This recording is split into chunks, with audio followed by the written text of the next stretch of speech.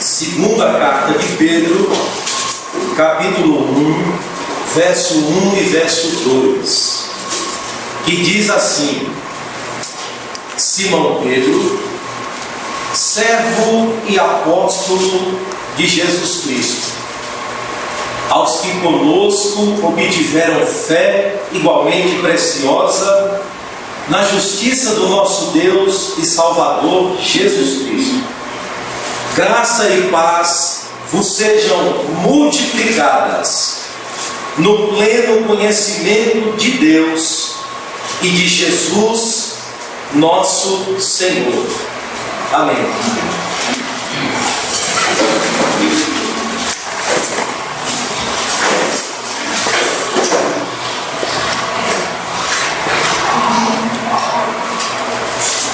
Irmãos, tendo encerrado então a exposição da primeira carta de Pedro aos irmãos da Ásia, me proponho juntamente com os irmãos a iniciar a segunda carta, que não muito diferente da primeira, vai nos dizer muitas coisas importantes e que tem bastante aplicações sobre as nossas vidas, bem como toda a palavra de Deus. Eu começo dizendo o seguinte: a segunda carta de Pedro é também uma epístola geral. Por quê? Porque é interessada a igrejas e a indivíduos. Essa epístola leva o nome do próprio Simão Pedro, o porta-voz dos 12, homem que ocupou a atenção de Lucas nos 10 primeiros capítulos de Atos. As igrejas da Ásia, irmãos, estavam enfrentando outro problema. É assim: um é superado, surge outro para ser superado também. E na segunda carta, o contexto já não é mais sofrer. Chega de sofrimento, né? Chega. O problema agora é outro: é enfrentar os falsos mestres, é enfrentar a mentira que tem dado lugar à verdade, ou a falsa doutrina que está ocupando ou tentando ocupar o lugar da verdadeira.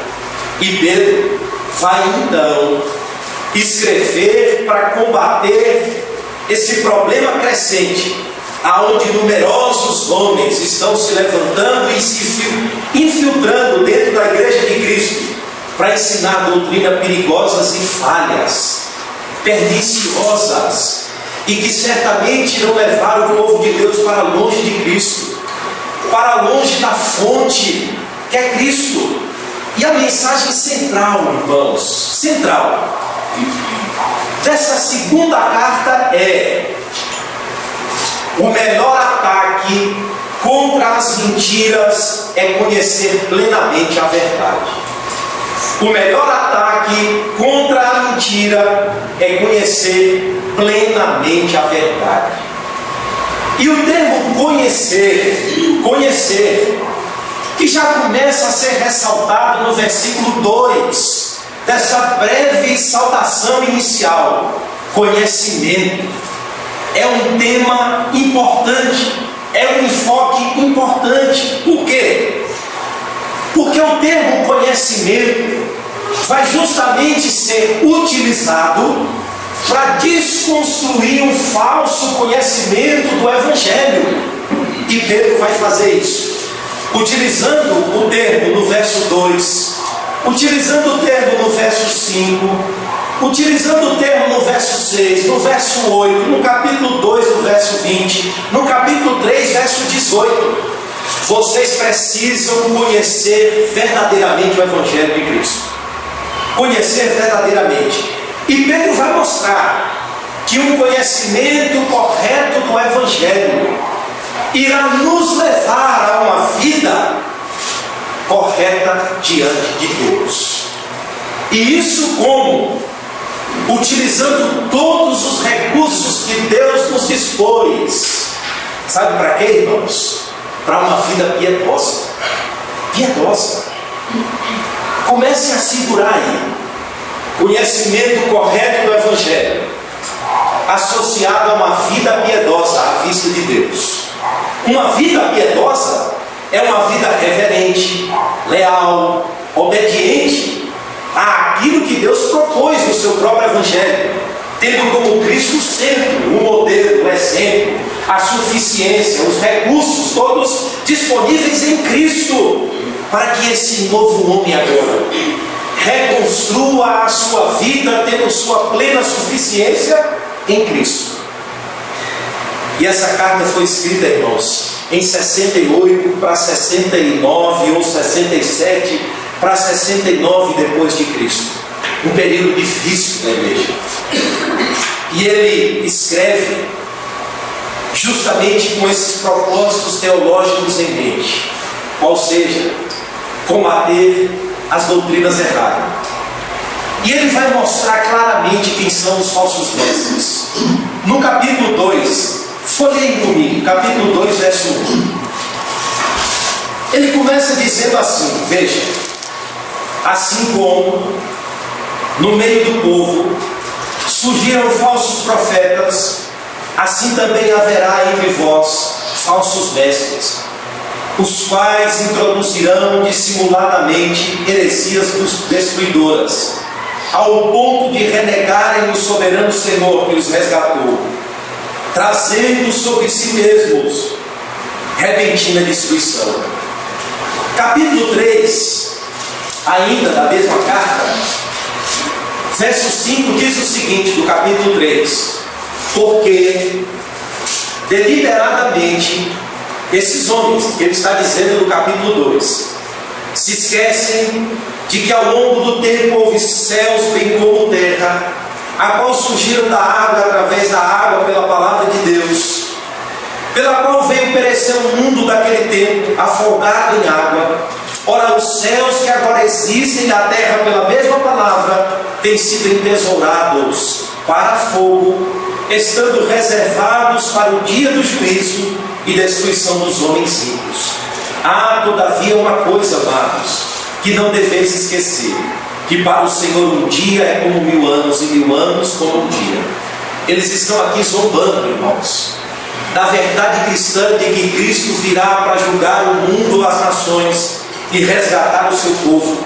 E eles estão zombando no sentido de dizer: aonde estão as promessas que os pais sempre pregaram? Aonde está a promessa de que Cristo virá e de que o mundo será julgado? E Pedro está combatendo. Segundo ponto, Pedro quer enfatizar de novo a volta de Cristo. E terceiro ponto, Pedro quer enfatizar a supremacia da palavra de Deus.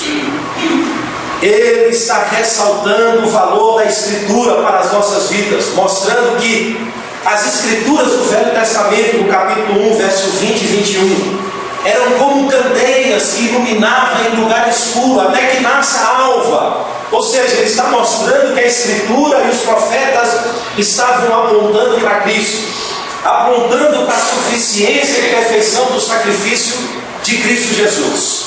Então ele ressalta, ou ele levanta a importância da palavra de Deus para nós.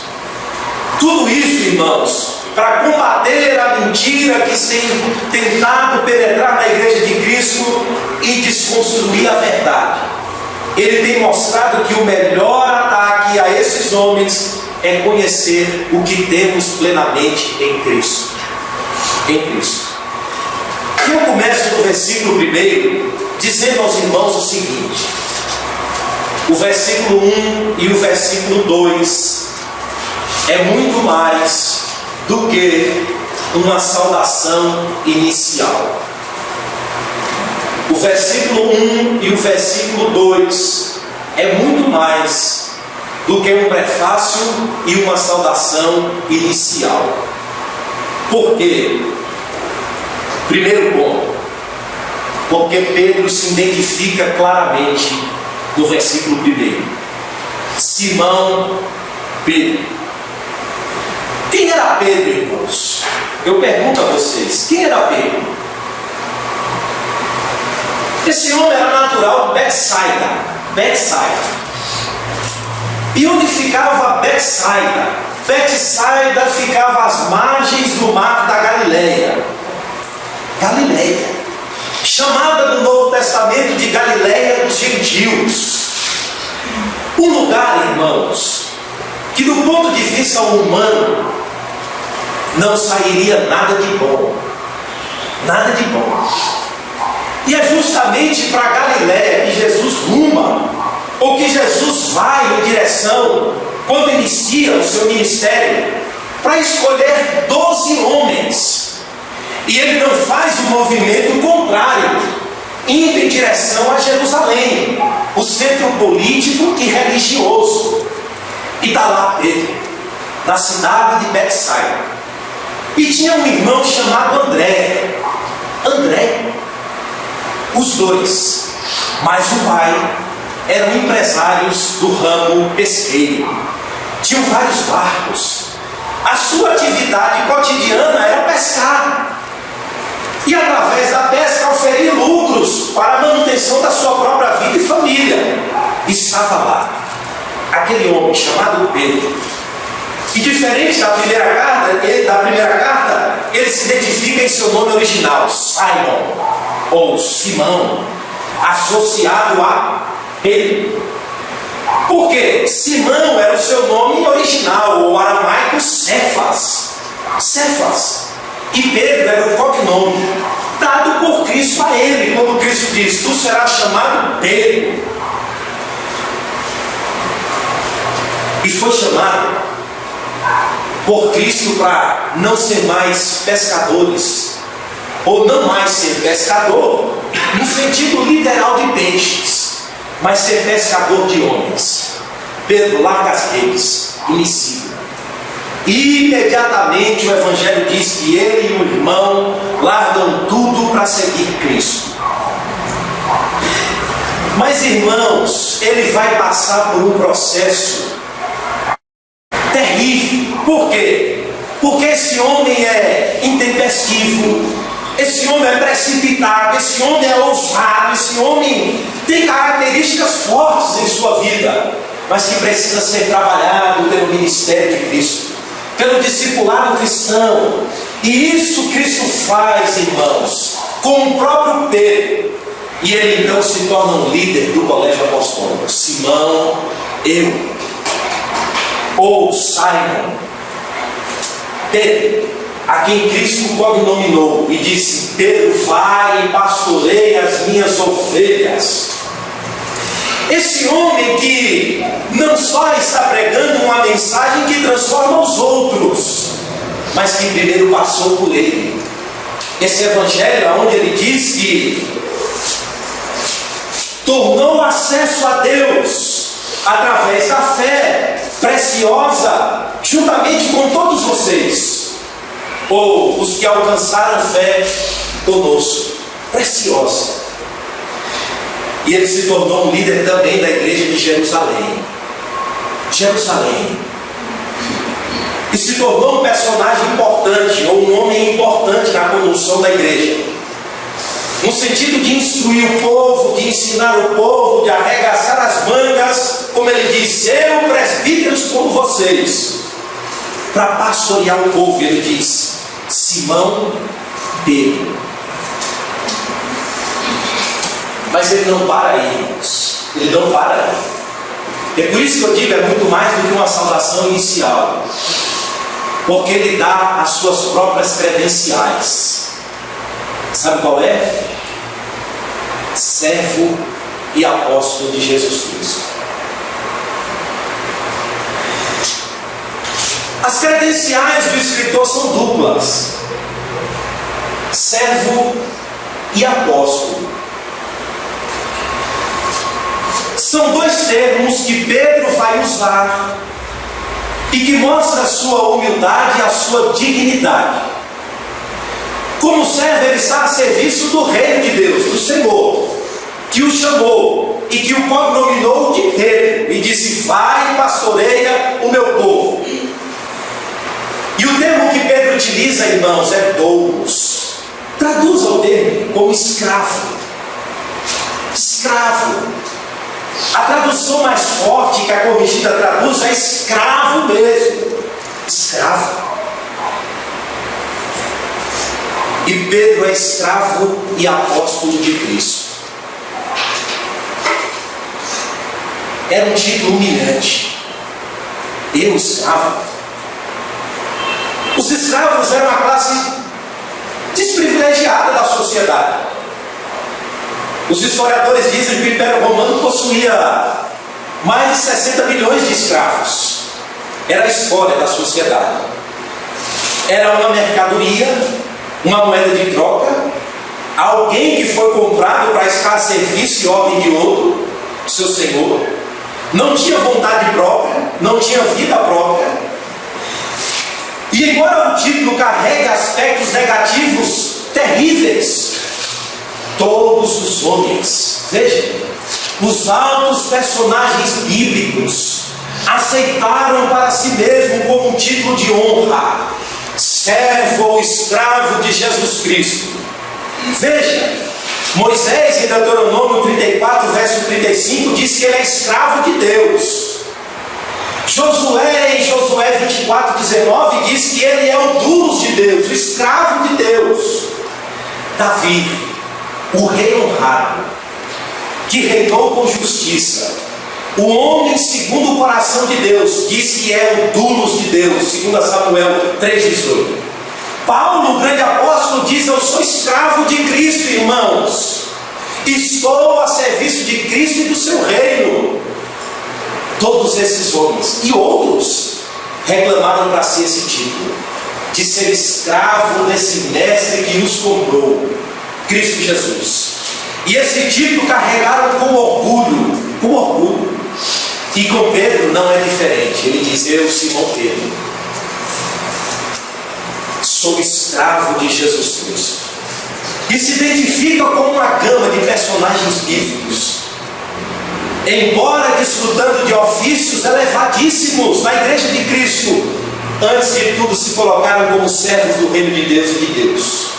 Essa é uma característica forte de quem foi alcançado com o evangelho da graça de Deus.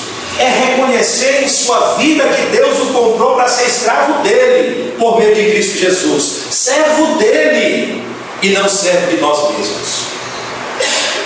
Portanto, guardem aí, o verdadeiro conhecimento do evangelho nos coloca em posições de servos. Mas o que é que isso quer dizer para nós? O que é que isso implica para as nossas vidas? Sabe o que? Esse termo diz que um cristão verdadeiro é possessão de Deus, possessão inalienável de Deus. Deus em Cristo pagou o preço, o sangue, porque vocês não foram comprados através de prata, ouro ou coisas preciosas, mas vocês foram comprados com o precioso sangue de Cristo Jesus. Esse termo diz que nós estamos incondicionalmente a serviço de Deus. As nossas vidas, os nossos dons, os nossos serviços, as nossas casas, tudo o que temos está a serviço daquele que nos comprou com o seu próprio sangue, Cristo.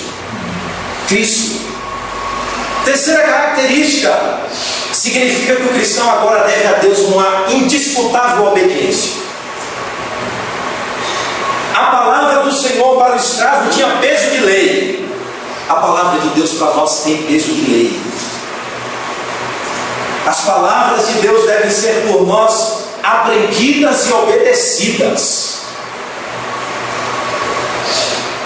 E quarta característica, Pedro disse que ele está a serviço de Deus, assim como nós, em todos os aspectos, tanto naquilo que compete única e exclusivamente à minha relação com Deus, bem como aquilo que compete em minha relação com os outros. Eu sou servo de Deus e dos outros. É o que Pedro está dizendo. Eu sou escravo de Deus por meio de Jesus Cristo, chamado para ser servo de Deus e apóstolo de Cristo. Mas ele também é apóstolo, irmãos. Ele tem um ofício, ele tem um chamado, ele tem uma função específica no corpo. Ele foi chamado para uma função nobre no corpo de Cristo, ser apóstolo. Alguém que pertencia ao colégio apostólico e que juntamente com os profetas se tornaram colunas da igreja. Eita, que bom, hein? Coluna da igreja, que tipo? Que bom, Paulo. Mas antes de tudo ele diz: servo e apóstolo de Jesus Cristo.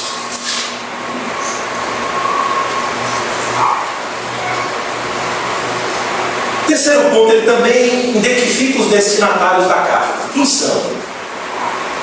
Ele diz: aos que conosco obtiveram fé igualmente preciosa na justiça do nosso Deus e Salvador Jesus Cristo. Pedro não está sendo aqui explícito, porque já foi explícito na primeira carta aos irmãos que estão dispersos no Ponto, Capadócia, Bitínia, Ásia. Aqui não. Ele diz aos irmãos que obtiveram conosco fé igualmente preciosa. Nessa carta ele identifica os irmãos conosco, com todos os apóstolos, com todos aqueles que foram chamados antes deles em Cristo Jesus. E observe que a fé que está sendo caracterizada no verso 1 é igualmente preciosa na justiça do nosso Deus e Salvador Jesus Cristo. O termo aqui descreve um tipo de acesso e favor igual a todos. Ou seja, todos nós obtivemos o mesmo acesso a esta graça, através da justiça do nosso Deus e Salvador Jesus Cristo. Essa palavra, irmãos, é igualmente preciosa, ou igualmente em honra, era um termo que era usado aos peregrinos e forasteiros, ou estrangeiros, que era concedido a eles uma cidadania plena, numa cidade onde eles estavam residindo, vivendo. E esse mesmo termo é aplicado à fé que os irmãos obtiveram na presença de Deus, ou seja, vocês, irmãos, possuem a mesma dignidade e acesso no reino de Deus que nós, apóstolos. Ou seja, não existe fé 2.0, fé 1.0, fé 1.6, fé 1.3. Nesse aspecto, Deus equaliza a todos e dá o mesmo acesso pela graça a todos. O que temos no reino de Deus são funções diferentes e não elevados tipos de fé diferentes. A fé que temos é uma mesma fé e igualmente preciosa, através da justiça perfeita do nosso Deus e Salvador Jesus Cristo. E veja, o que conosco obtiveram fé. O termo aqui é obter, obter por herança. A palavra implica um dom gratuito de Deus. O que Pedro está dizendo é que não depende do que quer e não depende do que gosta, mas de Deus usar a misericórdia dele sobre nós pecadores. E o acesso às bênçãos espirituais em Cristo é dom de Deus. É dom de Deus. Não vem por nascimento, por vontade da carne, mas de Deus exercer misericórdia sobre nós, os apóstolos. Ai, irmãos, mas Pedro demorou a entender isso, hein? Em Atos, na casa de Cornélio, quando ele é chamado para pregar e diz que: ó irmãos, vocês sabem que não é permitido a um judeu entrar na casa de gentios, mas eu só entrei porque Deus autorizou que eu entrasse, certo? Porque vocês sabem que os judeus devem ser separados dos gentios. E Pedro diz, e Deus diz a Pedro: Pedro, não chama impuro aquilo que eu purifiquei, Pedro. E a gama de animais impuros desce do céu. Um lençol branco e se abre diante de Pedro, e ele resistentemente diz: não como. E Pedro diz: come, Pedro. Deus estava mostrando a ele que o mesmo acesso que o Pedro estava tendo, os gentios também teriam a graça de Deus. E nesse ponto, Deus, por sua misericórdia e justiça imparcial, coloca todos ou abarca todos, judeus e gentios, no mesmo corpo, debaixo do cabeça que é Cristo. E ele diz: nós igualmente possuímos fé preciosa. Na justiça de quem? Na justiça de nosso Deus e Salvador Jesus Cristo. Só obtemos acesso a essa graça por causa da justiça do nosso Deus e Salvador Jesus Cristo. Ele morreu por todos. E só temos acesso porque a justiça dele se tornou nossa justiça. E justiça aqui é a forma como Deus aceita pecadores em sua presença. E é somente através da justiça que foi revelada e cumprida em Cristo Jesus. Como diz Paulo em Romanos capítulo 3, agora, irmãos, se manifestou uma justiça, não justiça que procede da lei, mas justiça que procede da fé em Jesus Cristo. Porque através da cruz Deus se torna justo e justificador daquele que tem fé em Jesus. E Pedro diz: estamos todos no mesmo patamar, irmãos. Aqui é uma desconstrução da mentira perniciosa que estava tentando entrar na igreja, irmãos, e estabelecer níveis de crentes à presença de Deus. Não, esse aqui tem uma fé 3.0, ele tem mais acesso a Deus.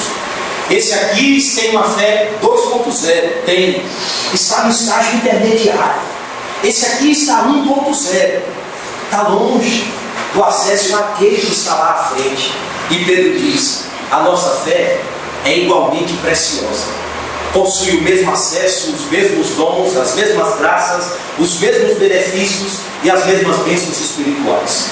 Deus reuniu a todos debaixo de Cristo Jesus e fez com que a justiça dele se tornasse a nossa justiça. Portanto, o nosso acesso a essa fé, que é dom de Deus e que nos faz descansar nas bênçãos e promessas de Deus que tem em Cristo, amém, é preciosa e igual para todos. Para todos.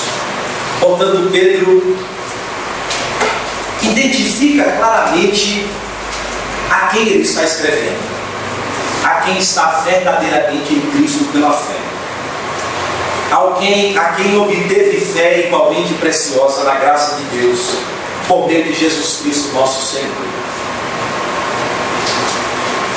Agora, o quarto e último ponto, irmãos. Pedro vai mostrar aos irmãos que Cristo é a fonte da nossa suficiente provisão. Cristo e nada mais. O perigo de toda a heresia perniciosa, irmãos, não é tirar Cristo do centro, mas é colocar algo a mais. O problema da mentira não é negar Cristo peremptoriamente, ou vir com cara feia e negar Cristo, mas é sorrateiramente minar a suficiência do sacrifício de Cristo, da perfeição de Cristo. É tirar Cristo do centro da vida cristã, ou tirar Cristo como fundamento da igreja. Isso aqueles irmãos estavam correndo esse perigo. E no verso 2 ele diz: graça e paz vos sejam não somente dadas, mas multiplicadas no pleno conhecimento de Deus, de Jesus, nosso Senhor. Cristo é a fonte suficiente de toda a provisão da graça e da paz. O pedido de Pedro é que Deus nos envie uma quantidade maior, cada vez maior, tanto de graça quanto de paz. Dois termos importantes: graça como favor imerecido, paz como relação pacificada ou reconstruída com Deus por meio de Jesus Cristo. Mas o que Pedro pede é que esta graça inunde o nosso ser de forma multiplicada, de forma abundante. Mas veja, ele faz da experiência da paz e do recebimento da graça depender do profundo conhecimento de Jesus Cristo. O dom de Cristo é a paz e a graça, certo? Mas o que Pedro está mostrando é que eles não podem ser desfrutados fora de Cristo, ou independente dele. Pedro aqui está escrevendo, irmãos, preste atenção, a pessoas, ou a um grupo de pessoas, que está se infiltrando dentro da igreja. Não só isso, e que alegavam ter conhecido verdadeiramente a Deus e a Cristo, ou alegavam ter conhecimento de Deus e de Cristo, mas esse conhecimento não afetava a sua postura de vida. Melhor, eram pessoas imorais. Eram pessoas que estavam dissolvendo a graça de Deus, como diz Judas. E essa palavra aqui é importante, pois Pedro vai mostrar o que vem a ser o verdadeiro conhecimento de Cristo. O verdadeiro conhecimento que produz graça e o verdadeiro conhecimento que produz paz. Ele vai mostrar isso.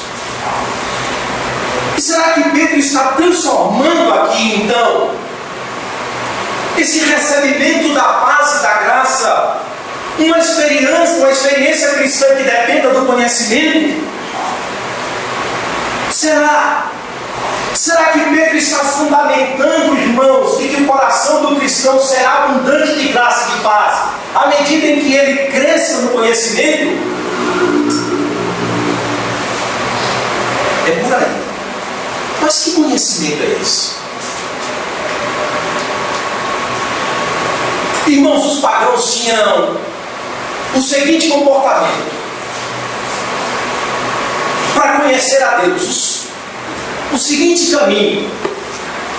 O primeiro era, eles iam buscar a Deus através de uma experiência filosófica, de especulações e mais especulações.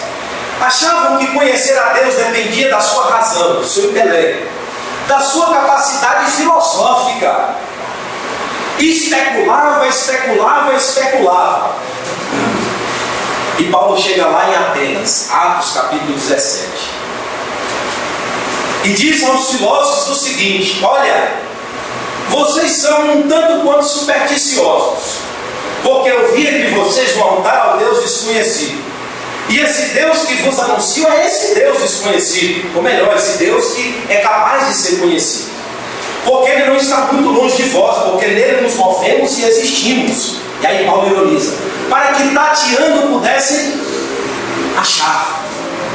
A ideia aqui é de que Deus está tão entranhado na criação, de que nele nos movemos e existimos. E aqueles filósofos, em sua especulação filosófica, estavam em uma busca louca de tatear, procurando a Deus. Paulo diz: mas nele nos movemos e existimos.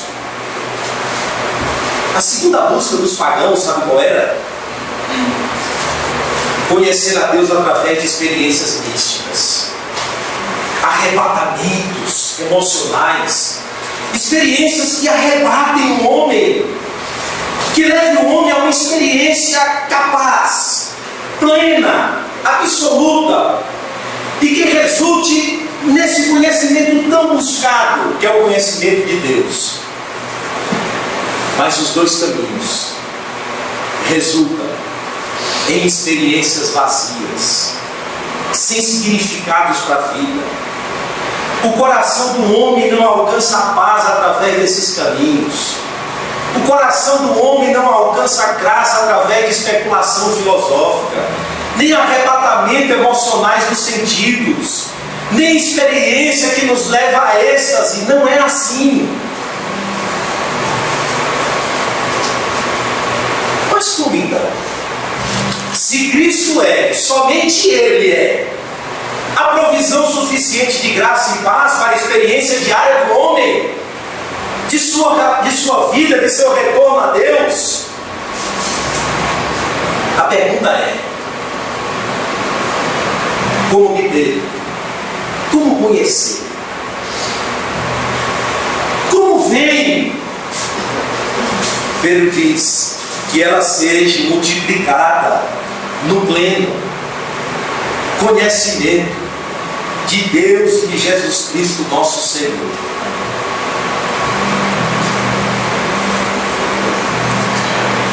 O que o texto está dizendo? Vou começar a dizer. O termo utilizado por Pedro para dizer conhecimento é um termo que compõe ou que tem em si dois termos. É um termo composto. Ele possui uma partícula que pode ser traduzida da seguinte forma: para com, em direção a.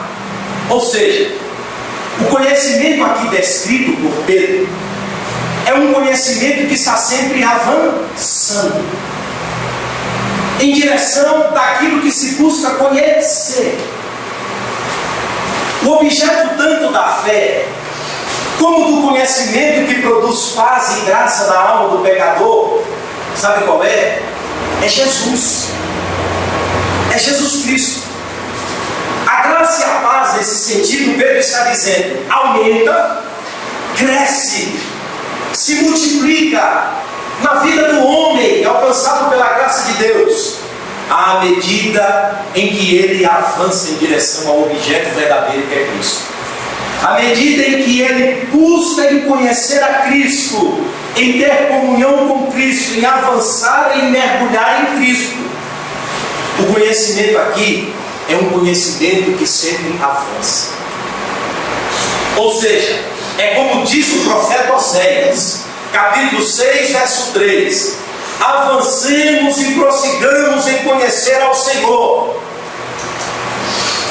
E quanto mais avançamos, quanto mais crescemos, quanto mais progredimos, tanto mais trabalhamos com a graça e na graça.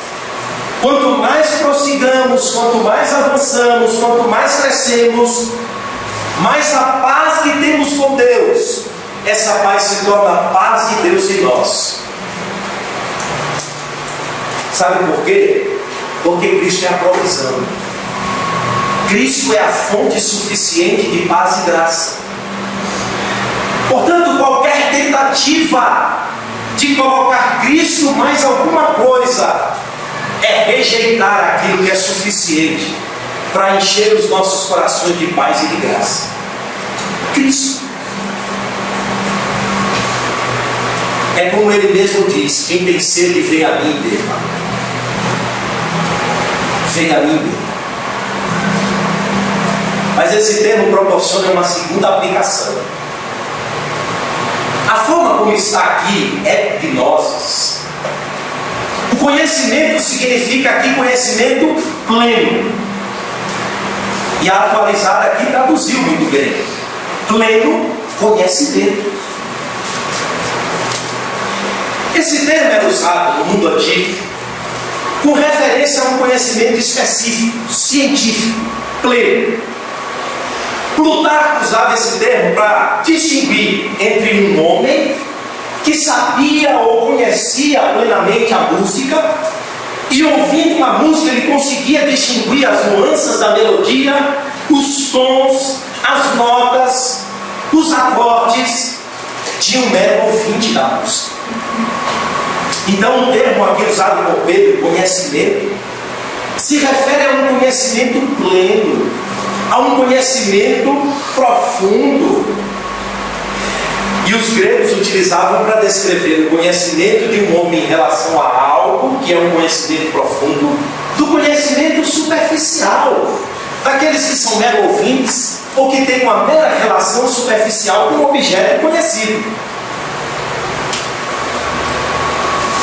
Aqui, o conhecimento de Cristo é o que podemos chamar, pode chamar, de ciência principal da vida, ou de conhecimento absoluto da vida. O que Pedro está dizendo é: olha, irmãos, as demais ciências, ou os demais conhecimentos, proporciona ao homem, pode proporcionar ao homem alegria, contentamento, mas somente o conhecimento de Cristo outorga aos homens a paz e a graça que os corações deles almejam. Amém. Tem mais. No Novo Testamento, esse termo conhecimento se refere ao conhecimento relacional, experimental, não somente um conhecimento proposital, proposicional, melhor dizer, um conhecimento de postulados, de verdades que podem ser decoradas, compreendidas. O conhecimento aqui é mais. É um conhecimento que, através de uma verdade apreendida, avança em direção ao objeto e mergulha nele para ter comunhão com ele, para aprender dele e ser formado segundo o caráter dele. Olha o que Paulo diz. Veja, em 2 Timóteo capítulo 1, verso 12, melhor dizendo. Paulo não diz, eu sei em quem eu tenho crido. E não diz, eu sei em quem criei, ou em o que criei. Ele diz, eu sei em quem eu tenho crido.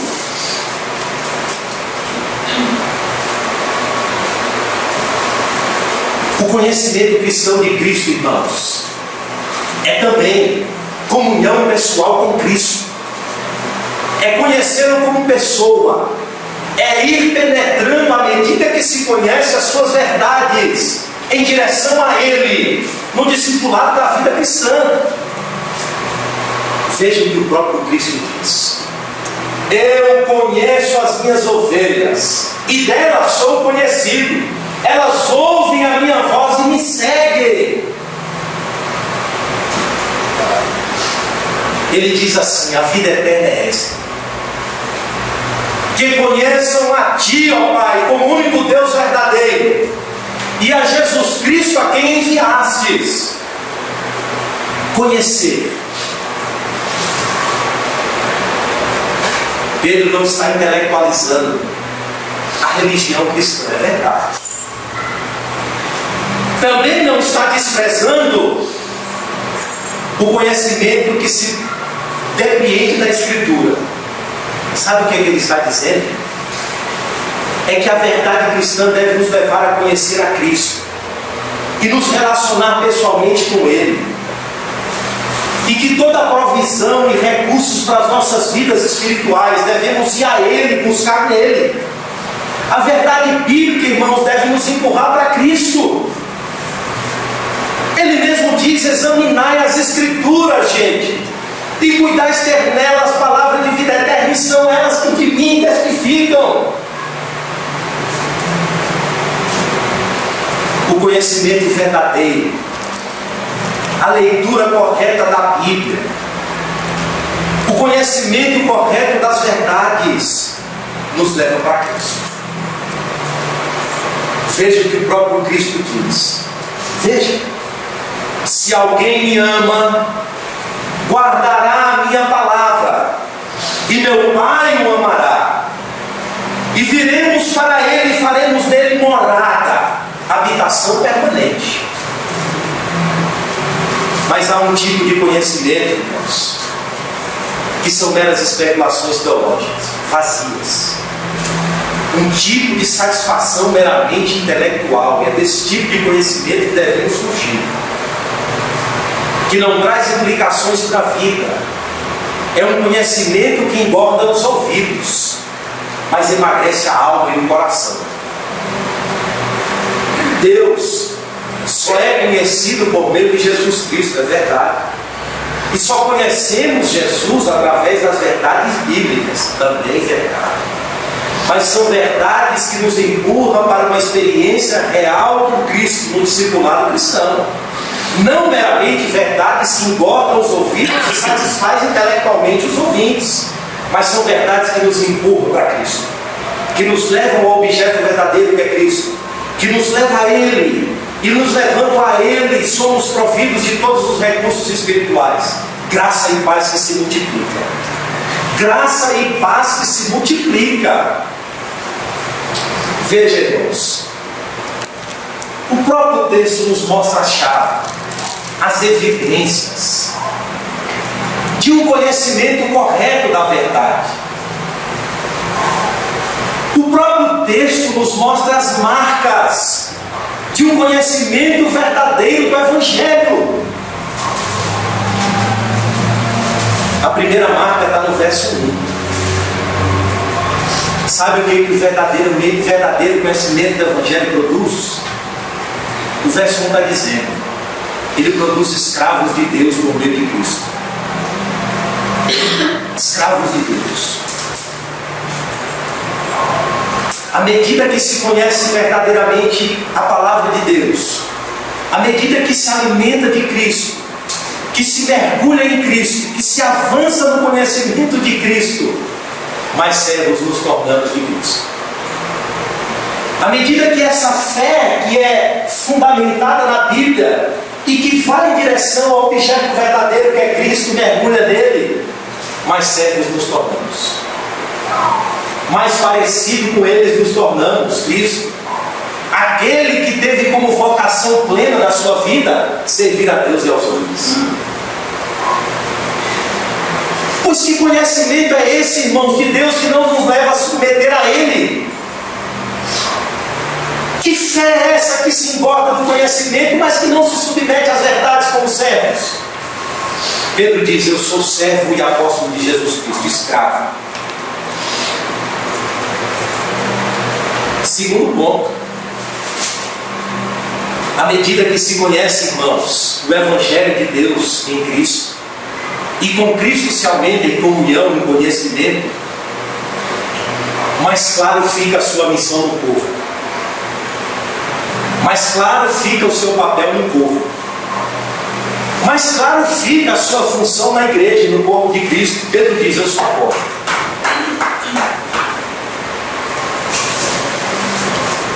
Como ele já disse, presbíteros como vocês, vamos lá.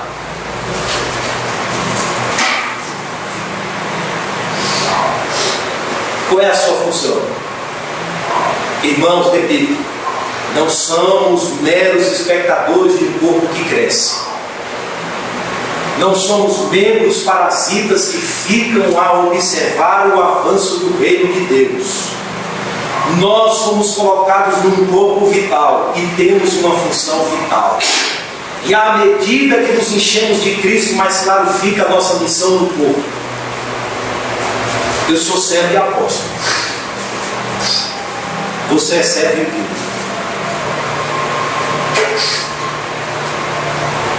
Terceiro ponto. Alguém cheio de Cristo, do conhecimento de Cristo, irmãos, é alguém que está unido à volta do corpo de Cristo, ou com todos aqueles que receberam a mesma fé, preciosa, valorosa, e que tem o mesmo acesso, e que faz com que todos nós, estejamos debaixo do mesmo Pai, de uma mesma fé, de uma mesma verdade, de um mesmo objetivo, de um mesmo plano. É essa fé que une todos nós, conosco, estamos juntos. É o que Paulo diz aos Filipenses: lutem pela fé evangélica. Aqui ele está combatendo a mentira. É como se ele convocasse a todos: vamos combater juntos a mentira. E quarto ponto: está cheio de Cristo, irmãos, é estar cheio de graça e paz. Amém. Graça e paz nos sejam multiplicadas no pleno conhecimento de Deus e de Jesus Cristo, nosso Senhor. Está cheio de Cristo, não está cheio da graça, da paz. É saber em quem tem crido. E saber que Ele é poderoso para guardar o nosso depósito até o dia final.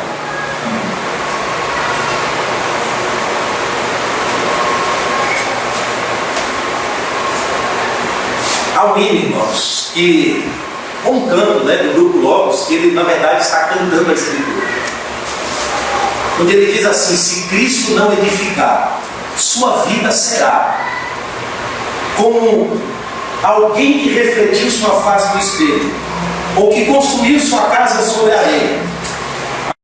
agulhas dessa vida insistirem em roubar a paz e um pouco mais do seu sossego, você vai ver o que restou: vida vazia, vida sem razão, de um elo rompido com Deus, vidas de pecado e destruição. Mas ele diz: mas se Cristo edificar, se Cristo for a provisão da nossa vida cristã, nossa vida será construída sobre a rocha. E as agulhas dessa vida insistirem, não vão roubar a paz. E teremos vida de comunhão com Deus, vida restaurada, vidas de pecado deixado para trás. Amém. Vidas de contrição e louvor. E aqui Pedro está dizendo que a graça e a paz se multipliquem no pleno conhecimento de Deus e de Jesus Cristo. Avancem, irmãos, em conhecer a Cristo. Assim como Paulo diz em Colossenses capítulo 2: vocês receberam a Cristo, assim também nele andai, criando raízes, fundamentados, arraigados, de modo que ninguém arranque vocês mais.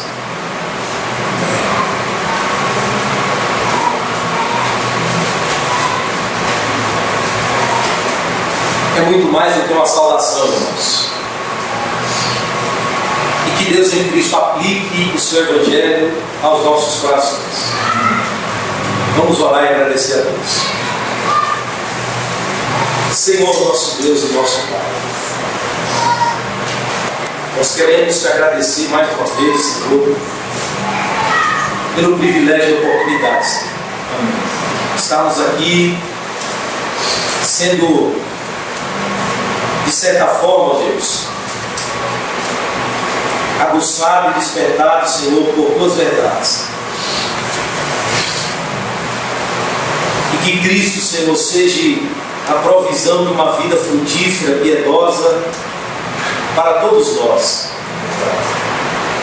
Que em Cristo possamos ir, ó Deus, para matar a nossa sede. Amém. Preencher o vazio dos nossos corações. Encher os nossos corações de paz, ó Deus, de alento, de graça, amém, de suprimento. Mas o melhor, Senhor, que Cristo seja formado em nós. Que o Senhor produza o verdadeiro conhecimento do Evangelho, ó Deus, nas nossas vidas. Que um sermão não seja mais um sermão, que uma aula não seja mais uma aula, mas que possamos depreender, Senhor, as verdades espirituais, Senhor, para as nossas vidas. Amém. E que elas possam, Senhor, abastecer os nossos corações, levar-nos ao arrependimento, levar-nos a uma comunhão intensa com o Senhor por meio de Cristo Jesus. Amém. Levar-nos, ó Deus, a construir a nossa casa espiritual sobre o fundamento que é Cristo. E certamente as agulhas dessa vida não vai nos roubar a paz, não vai nos roubar a graça, não vai, ó Deus, arruinar, Senhor, porque nossa vida está sendo construída sobre o fundamento que é Cristo. A única provisão para o nosso viver diário, Cristo Jesus. E que o Senhor nos leve a avançar, a crescer, a buscar, a mergulhar intensamente nessa fonte inesgotável de graça e de paz, que é Cristo Jesus. Que a Tua Palavra nos leve a Cristo, Senhor. Que a Tua Palavra nos leve, Pai, a ir em direção a Cristo, para, Senhor, dele obter todos os recursos para uma vida firme, constante, saudável. É o que te pedimos, Pai, em nome de Jesus. Amém. Amém.